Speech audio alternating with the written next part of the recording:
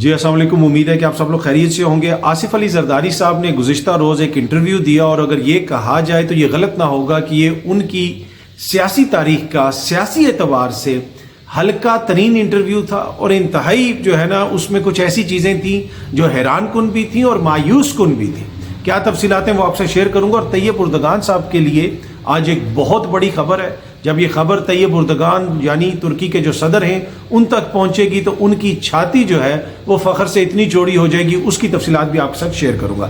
لیکن پہلی چیز آپ کو پتا ہے کہ آج سپریم کورٹ آف پاکستان میں ذوالفقار علی بھٹو صاحب کے حوالے سے جو صدارتی ریفرنس ہے اس کی سماعت ہو رہی ہے۔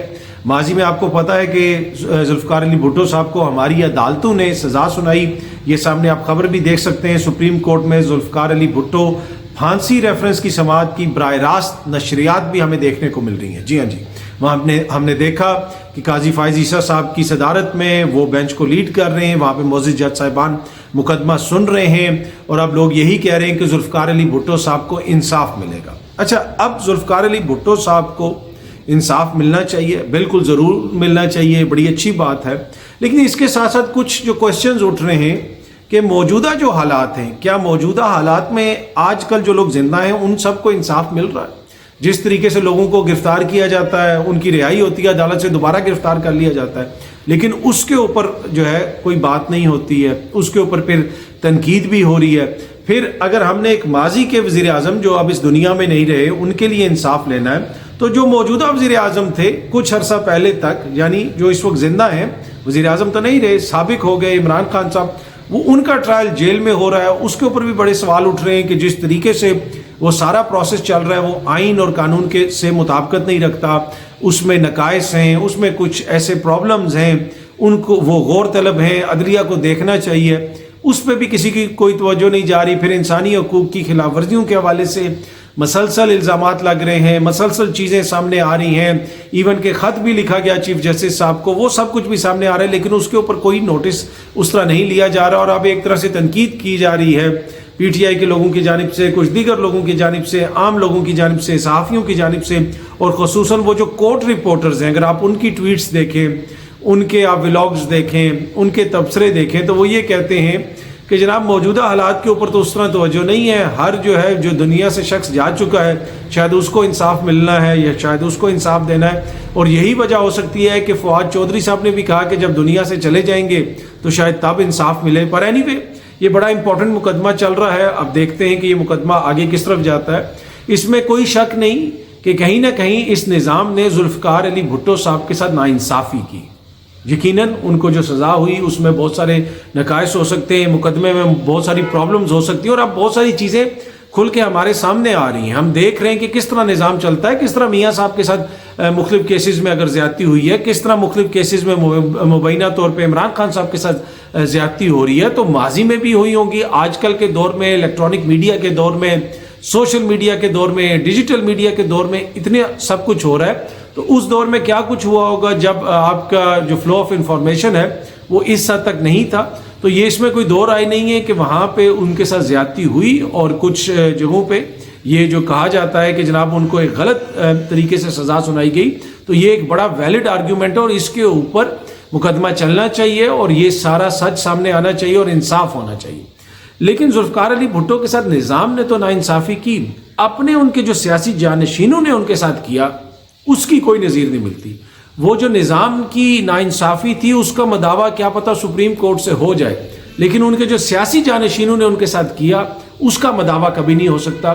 یہ ان کے آئین کے وارث تھے، یہ ان کے نظریے کے وارث تھے، یہ ان کی سیاست کے وارث تھے، اور انہوں نے سیاست کو کہاں پہ پہنچا دیا، انہوں نے 2 صوبوں میں انتخابات نہیں ہونے دیے، انہوں نے بھٹو کے جو یہ جانشین ہیں یہ ضیاء الحق کے سیاسی وارثوں کے ساتھ بیٹھ گئے، ان کے ساتھ بیٹھ کے حکومت بنائی، جو کچھ کیا وہ سب کچھ اب تاریخ کا حصہ ہے، کتنی انہوں نے جمہوریت پسندی دکھائی وہ بھی ہمارے سامنے ہے۔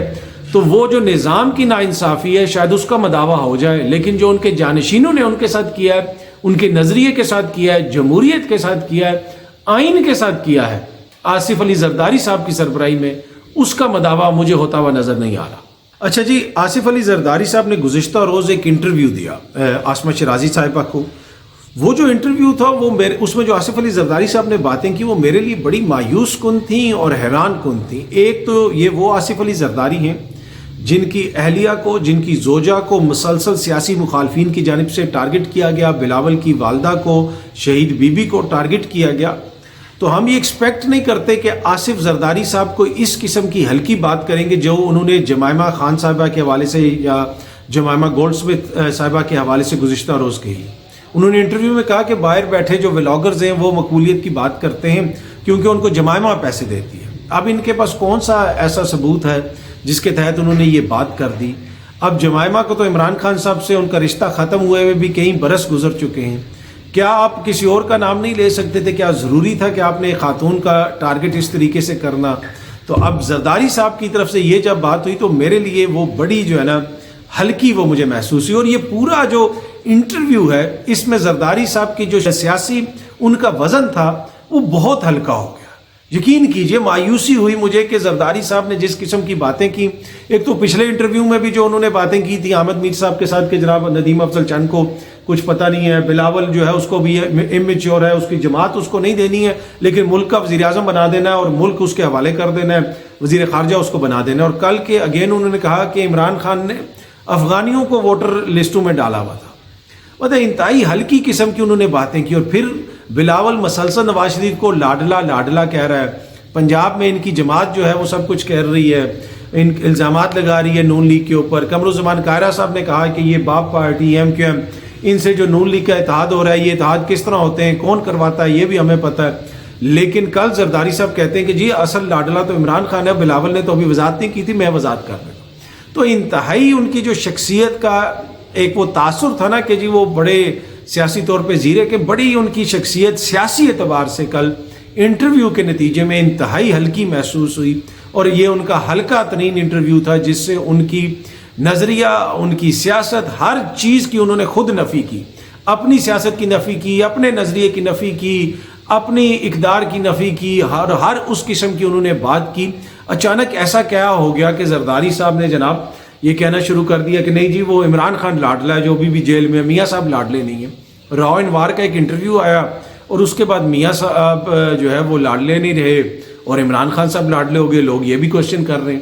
تو یہ کیا ہو گیا کہ وہ کہہ رہے ہیں کہ جی بلاول کو کچھ پتہ نہیں ہے، مجھے سارا پتہ ہے. پر وہ جو انٹرویو تھا جس طرح میں نے پہلے بھی عرض کیا کہ انتہائی ہلکا قسم کا انٹرویو تھا اور اس کے اوپر پھر انہوں نے جمائمہ کے اوپر الزام بھی لگا دیا ہے. اگین یہ ایکسپیکٹ نہیں ہم کر رہے تھے کہ زرداری صاحب شہید بی بی کے جو وارث ہیں، شہید بی بی کے جو ہسبینڈ ہیں، وہ جو ہے اس قسم کی بات کریں گے. تو کافی مایوسی ہوئی ان کا انٹرویو سن کے. شاید یہ حالات کا تقاضا تھا کہ وہ اپنے نظریے سے بھی ہٹ جائیں، اپنے بیٹے کو بھی کہیں کہ اس کو بھی کچھ نہیں پتہ، اور وہ جو لیگیسی ہے پیپلز پارٹی کی اس سے بھی ہٹ جائیں. اور وہ 16 مہینے کے دوران ہم نے دیکھا کہ جو کچھ انہوں نے کیا وہ تو ہمارے سامنے ہی ہے. اچھا میری ایک بڑے عرصے سے ایک اوپینین ہے اور ہو سکتا ہے کہ یہ غلط اوپینین ہو، اس لیے کہ میری ناقص رائے ہے، میں عقل کل تو نہیں ہوں. ہم ایک بات کرتے ہیں، ہم کوئی وہ جاری نہیں کر سکتے کہ یہ ڈکری ہم نے جاری کر دی جو ہم کہہ رہے ہیں وہ درست ہے. میں نے یہ متعدد بار کئی برسوں سے میں بار بار ٹی وی پہ بھی کہتا رہا ہوں اور ویسے بھی عرض کرتا رہا ہوں کہ میری نظر میں آصف علی زرداری صاحب پاکستان کے موسٹ اوور ریٹڈ سیاستدان ہیں. ان کی سیاست بند کمرے سے شروع ہوتی ہے اور بند کمرے کے اندر ختم ہو جاتی ہے. اور انہوں نے یہ کیا کہ وہ سیاسی جماعت جو پاکستان کے چاروں صوبوں کی زنجیر تھی، وہ سیاسی جماعت جس کا گڑھ پشاور تھا، جس کا گڑھ لاہور تھا، جس کا گڑھ جو ہے پورے ملک میں، جس کے ہر جگہ پہ ووٹر تھے، ہر جگہ پہ اس کے بندے جو ہے جیتے تھے، الیکشن جیتے تھے، اس سیاسی جماعت کو انہوں نے اندرون سندھ کے چند اضلاع کی جماعت بنا دیا. اور پھر ہمارے کچھ دوست جو ہیں وہ کہتے ہیں جی سیاست کا P H D Asif Zardari, ایک زرداری سب پہ بھاری، ایک زرداری پیپلز پارٹی پہ بھاری، پیپلز پارٹی کے نظریے پہ بھاری، بھٹو کے نظریے پہ بھاری، جمہوریت پہ بھاری، ان کے اپنے ووٹ بینک پہ بھاری ثابت ہوا ہے. اور اب اگر زرداری صاحب نے ریٹائرمنٹ نہ لی، یہ میرا بڑا کنسیڈرڈ اور بڑا آنیسٹ اوپینین ہے، اور ہو سکتا ہے یہ غلط ہو، میں یہ جینون آنیسٹ ایک اوپینین دے رہا ہوں. بلاول میں پوٹینشیل ہے, بلاول آگے جا سکتے ہیں. لیکن یہ جو حالیہ 2 انٹرویو میں نے دیکھے اس سے مجھے اندازہ ہوا کہ بلاول کی راہ میں سب سے بڑی رکاوٹ جو ہے یہ وہ سیاست ہے جو زرداری صاحب کر رہے ہیں. اب زرداری نے بلاول کے اوپر بڑا بھاری ثابت ہونا ہے اگر وہ ریٹائرمنٹ انہوں نے نہ لی. انہوں نے یہ بھی کہہ دیا کہ ہو سکتا ہے کہ اگلا وزیر اعظم میں ہوں یا بلاول ہوں. اب آپ میرے خیال میں اب آپ کی ریٹائرمنٹ کی ایج آ گئی ہے. اور جو بلاول صاحب نے فرمایا تھا کہ یہ جو 70 سال والے ہیں اب یہ گھر بیٹھ جائیں, وہ میرے خیال میں بنیادی ان کی نے جو کہنے کا مقصد یہ تھا کہ یہ جو پرانی سوچ والے لوگ ہیں جو پرانی سیاست کرتے ہیں ان کو پیچھے آنے کی ضرورت ہے, سیاست کو آگے بڑھانے کی ضرورت ہے. پر اینی وے ایک زرداری پیپلز پارٹی کی سیاست پہ بھاری ثابت ہوا اور اس کا نتیجہ جو ہم دیکھ رہے ہیں وہ ہمارے سامنے ہے. اور اس طرح کے ایک دور انہوں نے ہلکے انٹرویو کیے تو میرے خیال میں وہ جو رہی صحیح ان کی تھوڑی بہت وہ جو بنی ہوئی ہے کہ وہ پی ایچ ڈی ہیں اور سیاست کے وہ یہ ہیں, مزید اس کو نقصان پہنچے گا. میرے خیال میں ان کو سکون کرنا چاہیے. یہ انٹرویوز بلاول صاحب کو دینے چاہیے. پارٹی کی پالیسی جو ہے وہ بلاول صاحب کو سامنے رکھنی چاہیے اور میرے خیال میں وہ کیپیبل علی میں دوبارہ بولوں گا. اور میرے خیال میں وہ اس حوالے سے بلاول صاحب اکوپ بھی ہیں اور وہ اس حوالے سے اتنے قابل بھی ہیں کہ وہ اپنی جماعت کو آگے لے کے چل سکیں. اچھا جی, جہاں پہ ذوالفقار علی بھٹو صاحب کو انصاف فراہم کرنے کی بھرپور کوشش کی جا رہی ہے اور ایک اچھی بات ہے جس کی میں نے پہلے بھی تعریف کی کہ یہ معاملہ آنا چاہیے, کلیئر ہونا چاہیے. وہاں پہ اس وقت جو ایک سابق زندہ وزیر اعظم ہیں عمران خان ان کا نام ہے, جن کا پہلے بھی میں نے ذکر کیا. یہ ان کے حوالے سے خبر ہے کہ عمران اور قریشی صاحب جو ہیں ان کو آج سائفر کیس میں جو ہے انڈائٹ کر دیا جائے گا. اور یہ جو سائفر کیس ہے اس کی بھی عجب کہانی ہے. وہ آپ کو بھی پتہ ہے, پہلے کہا جاتا تھا کہ جناب یہ تو جھوٹ ہے, یہ تو عمران خان نے ایک ویسے کاغذ کا ٹکڑا لہرایا ہے, ایسی تو کوئی چیز ہی نہیں ہے. یہ سارے پی ڈی ایم کے دوست یہی کہتے رہتے تھے اور بعد میں جس طرح یہ کیس بنایا گیا وہ بھی ہمارے سامنے ہے. پر اینی وے اب جو ہے اس کو وہ ان کو انڈائٹ کیا جائے گا اور یہ جو ساری پروسیڈنگ ہے اس کو ویسے عمران خان صاحب نے چیلنج بھی کر دیا ہے. عمران, یہ سامنے خبر آپ دیکھ سکتے ہیں, عمران چیلنجز سائفر انڈائٹمنٹ پروسیس. یہ جو سارا پروسیس چل رہا ہے, جس طریقے سے مقدمہ چل رہا ہے اس کو بھی وہ چیلنج کر رہے ہیں. پر اینی وے ابھی تو دیکھیں نا 1970 میں جن کے ساتھ ناانصافی ہوئی تھی 70 کی دہائی میں, ابھی موجودہ جو ہماری عدالتی نظام ہے وہ ان ناانصافیوں کو ختم کر رہا ہے, ان کو ٹھیک کر رہا ہے. تو جو جن کے ساتھ 2023 میں ناانصافی اگر کوئی ہو رہی ہے یا مبینہ ناانصافی ہو رہی ہے تو پھر آپ اندازہ لگا لیں کہ ان کی باری کب آنی ہے. اور اسی حوالے سے مختلف چیزیں جو ہیں وہ سوشل میڈیا پہ بھی گردش کر رہی ہیں اور لوگ مختلف کامنٹس وغیرہ بھی کر رہے ہیں, میمز بھی بن رہی ہیں. پر اینی وے خان صاحب کو انڈائٹ کیا جا رہا ہے, شاہ محمود قریشی صاحب کو انڈائٹ کیا جا رہا ہے اور اس سارے پروسیس کو خان صاحب جو ہے اور شاہ صاحب جو ہے وہ چیلنج بھی کر رہے ہیں. اچھا, دوسری طرف جو میاں صاحب کے ساتھ ناانصافیاں ہوتی رہیں وہ مبینہ ان کی جو جماعت کہتی ہے وہ سلسلہ بھی چل رہا ہے. یہ آج نعیم حیدر پنجوتھا جو عمران خان صاحب کے وکیل ہیں انہوں نے ایک ٹویٹ کی ہوئی ہے کہ العزیزیہ ریفرنس میں آج نواز شریف کی سزا کے خلاف اپیل پر اسلام آباد ہائی کورٹ میں سماعت ہے اور پہلے سے سب کو پتہ ہے کہ اس کیس میں بھی ان کو کلین چٹ مل جائے گی. دوسری طرف توشہ خانہ کی اپیل جو ان درخواستوں سے پہلے کی دائر کی ہوئی ہے اسلام آباد ہائی کورٹ میں, پہلے سے وہ دائر ہے, وہ فکس ہی نہیں ہو رہی. دیکھ لیں پھر آپ. پنجوتھا صاحب یہ کہہ رہے ہیں, پنجوتھا صاحب ہم تو دیکھ رہے ہیں اور سب دیکھ رہے ہیں پر یقیناً آپ لوگوں کا کیس کمزور ہوگا, آپ لوگوں کے پاس ثبوت کم ہوں گے, آپ لوگ مقدمہ صحیح تیار نہیں کرتے ہوں گے. دیکھیں نا میاں صاحب نے مقدمہ اپنا کیس مضبوط کیا ہے تو ان کے لیے قانونی طور پہ آسانیاں پیدا ہو رہی ہیں اس لیے کہ وہ قانونی جنگ لڑ رہے ہیں اپنی اور میرٹ پہ لڑ رہے ہیں. اچھا, جہاں پہ خان صاحب کے لیے قانونی مسائل چل رہے ہیں وہیں پہ ان کی جو جماعت کے سیاسی مسائل ہیں اور سیاسی مسائل جماعت کے قانونی مسائل سے جڑے ہوئے ہیں. یہ سامنے آپ خبر دیکھ سکتے ہیں, P T I intra party election ہماری نظر میں درست نہیں. چیف الیکشن کمشنر صاحب نے یہ فرمایا ہے. پی ٹی آئی کے وکیل جو ہیں بیرسٹر علی ظفر نے دلائل دیے کہ الیکشن کمیشن کے حکم پر اعتراضات کے باوجود ہم نے انٹرا پارٹی الیکشنز کروائے ہیں اور اب جو ہے آپ فوراً ہمارا سرٹیفکیٹ جاری کریں. کافی دن ہو گئے ہیں لیکن اس کے اوپر الیکشن کمشنر نے کہا کہ ہماری نظر میں یہ انتخابات درست نہیں ہیں. ادھر یہ بھی کہا گیا پی ٹی آئی کے وکلا کی جانب سے کہ پشاور ہائی کورٹ کا فیصلہ آ چکا ہے, اس کے اوپر آپ کوئی حتمی جو ہے اور کوئی فیصلہ نہیں دے سکتے. چیف الیکشن کمشنر نے کہا کہ اس کیس کو چلانا الیکشن کمیشن کا اختیار ہے. پی ٹی آئی 5 سال میں انٹرا پارٹی انتخابات نہیں کروا سکی. پی ٹی آئی نے 5 سال بعد جو انٹرا پارٹی الیکشن کروائے وہ ہماری نظر میں درست نہیں. اپنی غلطیاں الیکشن کمیشن کے کھاتے میں ڈالنا کسی صورت درست نہیں. الیکشن کمیشن نے اس کے باوجود پی ٹی آئی کو انٹرا پارٹی الیکشن کا موقع دیا اور اب یہ سماعت جو ہے 14 دسمبر تک ملتوی کر دی گئی ہے. اب یہ دیکھتے ہیں کہ کدھر جاتا ہے سلسلہ. پی ٹی آئی کا یہ کہنا ہے کہ ان سے بلے کا نشان واپس لینے کی کوشش کی جا رہی ہے. ویسے انٹرا پارٹی جو الیکشن ہے, جتنی توجہ پی ٹی آئی کے الیکشنز کے اوپر ہم دیکھ رہے ہیں, میڈیا کی بھی اور دوسری سیاسی جماعتوں کی بھی, وہ جو اکبر ایس بابر کے حق میں وہاں پہ پہنچے ہوئے تھے الیکشن کمیشن کے باہر لوگ, ان کی ویڈیوز بھی ہم نے دیکھی. اب اس سے پہلے جو ہے وہ نون لیگ کے حوالے سے بھی یہ معاملہ الیکشن کمیشن میں رہ چکا ہے. ویسے اکبر ایس بابر صاحب نے ابھی بھی کہا ہے کہ میں پی ٹی آئی کا رکن ہوں, وہ اپنی طرف سے چیئرمین بنے ہوئے ہیں کہ وہ میں ہی چیئرمین منتخب ہوں گا. اب کون پی ٹی آئی میں اکبر ایس بابر کو ووٹ دے گا؟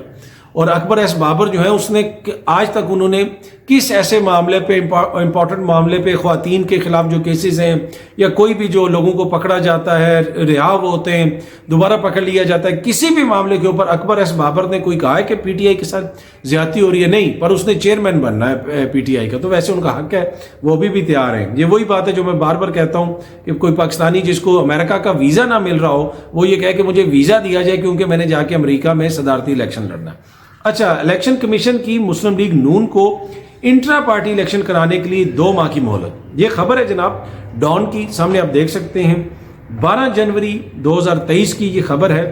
اس خبر کے مطابق نون لیگ کو 2 ماہ کی مہلت دیتے ہوئے 14 مارچ تک انٹرا پارٹی الیکشن کروانے کی مہلت دی گئی ہے کہ 14 مارچ 2023 تک آپ الیکشن کروا لیں. آگے خبر میں لکھا ہوا ہے کہ خیال رہے کہ 21 مئی 2022 کو الیکشن کمیشن نے وزیر اعظم شہباز شریف کو پاکستان مسلم لیگ نون میں انٹرا پارٹی انتخابات نہ کروانے پر شو کاز نوٹس جاری کیا تھا. مسلم لیگ نون کی انٹرا پارٹی انتخابات کرانے کی آخری تاریخ 22 مارچ 2022 تھی, تاہم مسلم لیگ نون کی درخواست پر تاریخ 14 مئی 2022 تک توسیع کی گئی. قانون کے مطابق پارٹی کو 21 مئی تک الیکشن کمیشن کو سرٹیفکیٹ جمع کرانا ہوتا ہے. تو وہ 2022 کا معاملہ کدھر تک گیا, ادھر اتنی ہمیں سختی نظر نہیں آئی. پر اینی وے کہنے کا مقصد یہ ہے کہ جتنی توجہ اس وقت پی ٹی آئی کے الیکشن کے اوپر ہے, کیا اس وقت جس وقت یہ سارا معاملہ چل رہا تھا اور نون لیگ نے پھر کب الیکشن کروائے, کس طرح کروائے, کیا دیگر جماعتوں کی بھی اس پہ اتنی توجہ تھی؟ کیا دیگر جماعتوں کے لوگ بھی جا کے وہاں پہ پلے کارڈ پکڑ کے کھڑے ہو جاتے تھے کہ یہ الیکشن میں 2 نمبری ہو رہی ہے, یہ ہو رہا ہے, وہ ہو رہا ہے, دوبارہ کروایا جائے؟ وہ کیوں نہیں تھا. اب یہاں پہ پی ٹی آئی کے ساتھ یہ ہو رہا کیوں ہے؟ اس لیے کہ ان کو پتا ہے کہ پی ٹی آئی جو ہے اس نے الیکشن جیت جانا ہے, اس کی عوام میں مقبولیت ہے, تو ہر حالت میں بائی ہک اور بائی کروک کسی طریقے سے ان کے راستے میں روڑے اٹکانے ہیں, ان کی پارٹی کو توڑنا ہے, ان سے سمبل لینا ہے. ان ساری چیزوں سے فرق کسی قسم کا نہیں پڑے گا. یہ پہلے ہی پی ٹی آئی فیصلہ کر چکی ہے کہ اگر پارٹی پہ بین لگ جاتا ہے, پارٹی کا سمبل واپس لے لیا جاتا ہے, الیکشن انہوں نے پھر بھی لڑنا ہے, ان کے لوگ آزاد کھڑے ہوں گے, آزاد الیکشن لڑیں گے اور ان لوگوں کو پھر بھی ہرا دیں گے. اس وقت جو مقبولیت کے پی کے میں اور پنجاب میں پاکستان تحریک انصاف کی ہے اس کی کوئی نظیر نہیں ملتی. سندھ میں بھی, کراچی کے جو اربن ایریاز ہیں سندھ کے, وہاں پہ بھی وہ بڑا اچھا پرفارم کریں گے. ایون سمر عباس صاحب سینئر صحافی ہیں, وہ کوئٹہ گئے ہوئے تھے, وہ کوئٹہ میں لوگوں سے پوچھتے رہے, انہوں نے کہا کہ میجورٹی لوگوں سے میں نے پوچھا تو انہوں نے کہا کہ ہم عمران خان کو ووٹ دیں گے. وہ سمر عباس صاحب بھی پریشان ہوئے ہوئے تھے. تو اس وقت تو یہ جو مرضی کرتے رہے, جتنی مرضی سیاست کرتے رہے, جس طرح مرضی یہ کہتے رہے کہ جناب الیکشن ٹھیک نہیں ہوئے تو پارٹی پہ پابندی لگا دی جائے, سمبل واپس لے لیا جائے, وہ اس سے اب کوئی فرق نہیں پڑتا.